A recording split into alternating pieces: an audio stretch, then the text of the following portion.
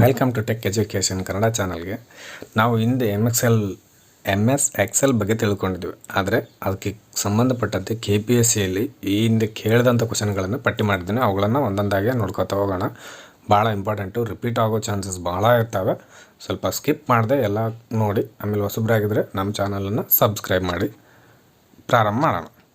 ಪಟ್ಟಿ 1ರಲ್ಲಿನ MS Excel function key short ಕೀಗಳನ್ನು ಪಟ್ಟಿ ಇದ್ದು 2ರಲ್ಲಿ ಅವುಗಳಿಗೆ ಸಂಬಂಧಿಸಿದ ಪ್ರಕ್ರಿಯೆಗಳಿಂದ ಹೊಂದಿಸಿ ಅಂತ ಹೇಳೋಣ. F1, F2, F4 and F7. ನಿಮಗೆಲ್ಲರಿಗೂ ಗೊತ್ತಿರುತ್ತೆ. F1 ಅಂದರೆ ಸಹಾಯ ಮಾಡುತ್ತೆ. ಅಂದರೆ ನಮಗೆ ಯಾವುದೇ MS ಎಕ್ಸೆಲ್ ಬಗ್ಗೆ ಗೊತ್ತಿಲ್ಲ ಅಂದರೆ ಸಹಾಯ ಮಾಡುವಂಥದ್ದು ಎಲ್ಪ್ ಕೀ ಅಂದರೆ F1 ನೋಡಿದ್ರೆ. ಇನ್ನು F7 ಇದು ಸ್ಪೆಲ್ ಚೆಕ್ಕನ್ನು ಮಾಡುತ್ತೆ. ನಿಮ್ಗೆ ಇವೆರಡು ಗೊತ್ತಿದ್ರೆ ನಾವು ನೋಡ್ಬೋದು. ಇದಕ್ಕೆ ಆನ್ಸರು ಇಂಗ್ಲೀಷಲ್ಲಿ ನೋಡ್ಬೋದು. F1, F2, F4, F7. ಈ F1 ಇರೋದು ಓಪನ್ ದ ಹೆಲ್ಪ್ ಮೆನು ಅಂತೇಳಿ ಆಪ್ಷನ್ ಇದೆಯಲ್ಲ, ಇದನ್ನು ನೋಡಿದ್ರೆ ಗೊತ್ತಾಗುತ್ತೆ. A2 ಇದೆ, ಇಲ್ಲಿರೋದು 2 ಇದ್ದಾವೆ, ಇವೆರಡು ಕ್ಯಾನ್ಸಲ್ಲು. A2 ಆಮೇಲೆ F7 3 ಇದೆ ನೋಡಿ. ಇಲ್ಲಿ ಆಯ್ಕೆ ವ್ಯಾಪ್ತಿಯಲ್ಲಿನ ಕಾಗುಣಿತ ಪರೀಕ್ಷೆಯನ್ನು ನಿರ್ವಹಿಸುತ್ತದೆ ಅಂತ ಹೇಳಿದ್ದಾನೆ. ಅಂದರೆ perform spell check in selected range. ಇದು ಕರೆಕ್ಟಾದ ಉತ್ತರ. ಅಂದರೆ ಇದಕ್ಕೆ ಸರಿಯಾದ ಉತ್ತರ ಯಾವುದು ಅಂದರೆ ಡಿ ಅಥವಾ 4ನೇದು ಇದಕ್ಕೆ ಸರಿಯಾದ ಉತ್ತರ. ನೋಡಿ, F1 ಹೆಲ್ಪನ್ನು ತೋರಿಸುವಂಥದ್ದು. F1 help. F7 spell check. Control F2 ಏನು ಹೇಳುತ್ತೆ, ಎಡಿಟ್ ಅನ್ನು ತೋರಿಸುತ್ತೆ. ಅಂದರೆ ಸೆಲ್ನ ಆ್ಯಕ್ಟಿವ್ ಮಾಡಲು F2 ಬಳಸ್ತೇವೆ. F4 repeat the last action ಅನ್ನೋದು ಇಲ್ಲಿ ಕಂಡು ಬರುತ್ತೆ. ನಾವು ಅಲ್ಲಿ ನೋಡಿದ್ದೀವಿ ಆಲ್ರೆಡಿ. ಇನ್ನೊಂದು ಸಾರಿ ನೋಡೋಣ. ನೋಡಿ, F1 ಹೆಲ್ಪ್ ಮೆನುವನ್ನು ತೆರೆಯುತ್ತದೆ, ಹೆಲ್ಪ್ ಅಂತ ಹೇಳಿದೆ. F2 ಆಯ್ಕೆಯಾದ ಸೆಲ್ಲನ್ನು ಎಡಿಟಿಂಗಿಗಾಗಿ ಆ್ಯಕ್ಟಿವ್ಗೊಳಿಸುತ್ತದೆ. Activates the selected cell for editing ಅಂತ ಹೇಳಿದೆ. F4 ಏನು ಹೇಳುತ್ತೆ ಅಂದರೆ ರಿಪೀಟ್ ದ ಲಾಸ್ಟ್ ಆ್ಯಕ್ಷನ್. ಕೊನೆಯ ಕ್ರಿಯೆಯನ್ನು ಪುನರಾವರ್ತನೆಗೊಳಿಸುತ್ತದೆ.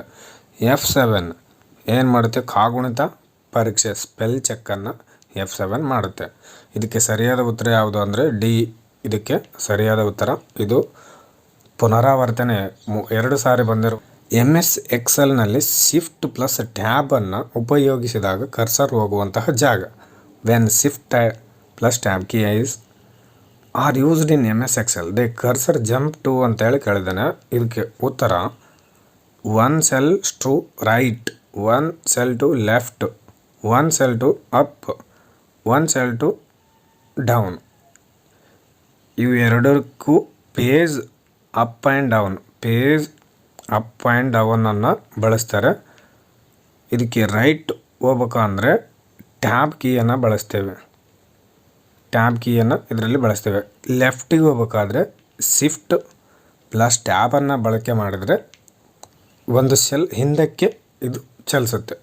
ಇದಕ್ಕೆ ಇಲ್ಲಿ ನೋಡೋಣ.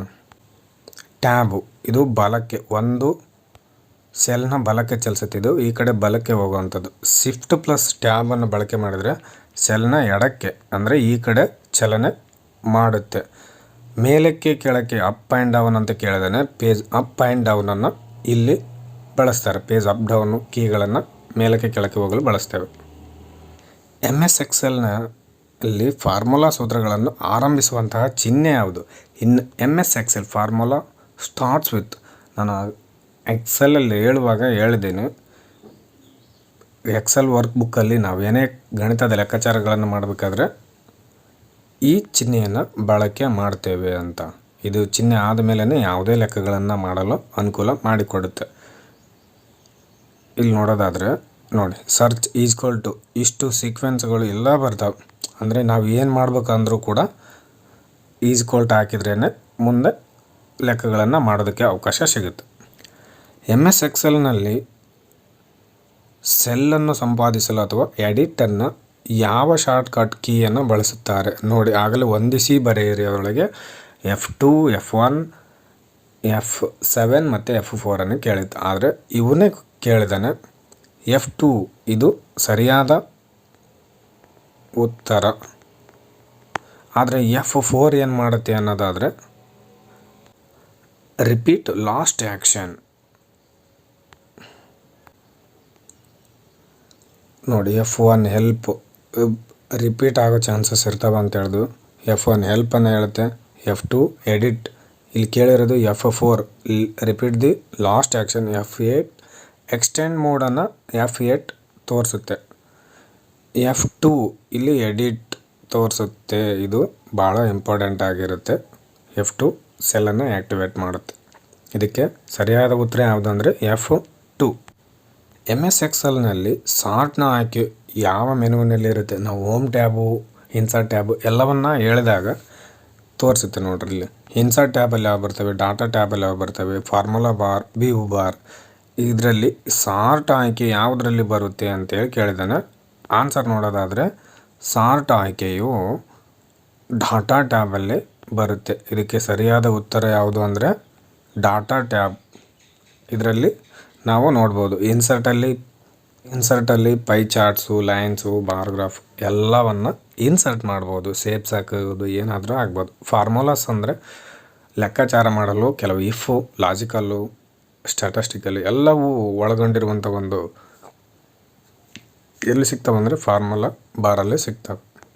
ಇನ್ನು ವ್ಯೂ ಬಾರ್ ಅಂದರೆ ವ್ಯೂ ಅಲ್ಲಿ normal, page break, page layout, workbook ವ್ಯೂಸನ್ನು ನೋಡ್ಬೋದು. ಶೋಸ್ ಇಲ್ಲಿ ಗ್ರೀಡ್ ಲೈನ್ಸು, ಫಾರ್ಮುಲಾ ಬಾರು, ಆಮೇಲೆ ಜೂಮಿಂಗ್, ಪ್ರಮುಖವಾಗಿ ಜೂಮಿಂಗ್ ಕಂಡು ಬರೋದು ವ್ಯೂ ಟ್ಯಾಬಲ್ಲಿ ಕಂಡು ಬರುತ್ತೆ. ಆಮೇಲೆ ಮ್ಯಾಕ್ರೋಸ್ಗಳು ಕಂಡು ಬರ್ತವೆ. ಇಲ್ಲಿ ರಿಪೀಟ್ ಪುನರಾವರ್ತಿತ ಕೆಲಸಗಳನ್ನ ಈಸಿಯಾಗಿ ಮಾಡುವಂಥ ಮ್ಯಾಕ್ರೋಸ್ಗಳು ಇಲ್ಲಿ ಕಂಡು ಬರುತ್ತೆ.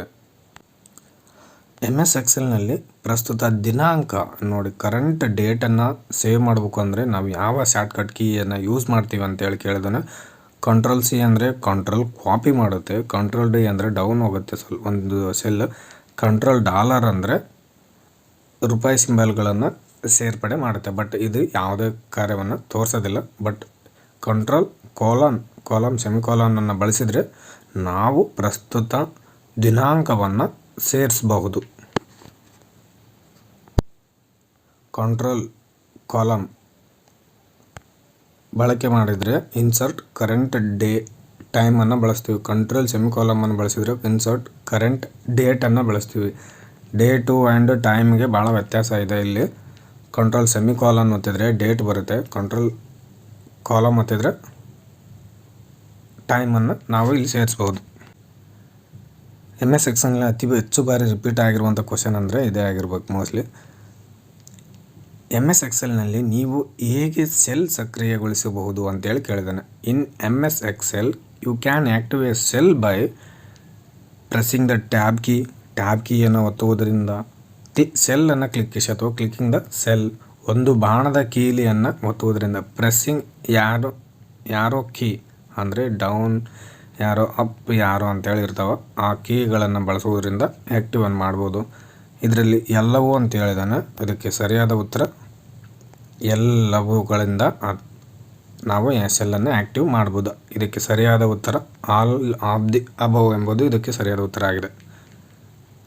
MS ಎಕ್ಸೆಲ್ನಲ್ಲಿ ಪುಟದ ಅಂಚನ್ನು ಹೊಂದಿಸುವುದು ಹೇಗೆ ಸಾಧ್ಯ ಅಂದರೆ, ಒಂದು ಪೇಜ್ ಬಾರ್ಡ್ರನ್ನು ಅಥವಾ ಸೇರ್ಸೋಕ್ಕೆ MS ಎಕ್ಸೆಲ್ನಲ್ಲಿ ಏನಾದರೂ ಇದೆಯಾ ಅಂತ ಕೇಳಿದ್ರೆ, how can we set page border in MS Excel? From home, page layout, from view, we cannot set page border in MS Excel. ಇದಕ್ಕೆ ಸರಿಯಾದ ಉತ್ತರ ಯಾವುದು ಅಂದರೆ